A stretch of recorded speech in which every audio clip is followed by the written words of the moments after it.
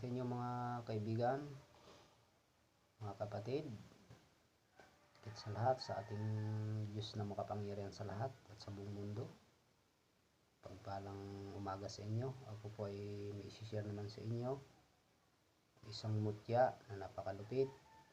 Yan, mutyang bakya. Bakya po ito na naging bato, mga kaibigan. Ayan, bakya na naging bato. Napakainam po sa swerte ito sa may mga negosyo po, mga pang negosyo po itong pinapakita po sa inyong mutya. Ibabahagi ko po. Ito po ay napakaganda sa isang babaeng negosyante kung magtatangan nito, no? Napakaganda siya. Yan, may kusang gabay po ito, mga kapatid, na pinagkalob ng ama na tagapagbantay nito.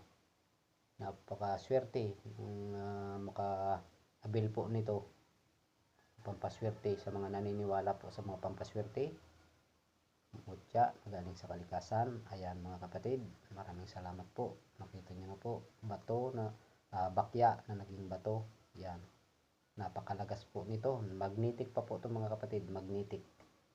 At ibig sabihin, naghatak po siya ng swerte at nagtataboy po ng mga negatibo sa loob ng tahanan. Ayan. Okay po, mga kapatid, maraming salamat po. Sa number ko po, 0966-506-8821.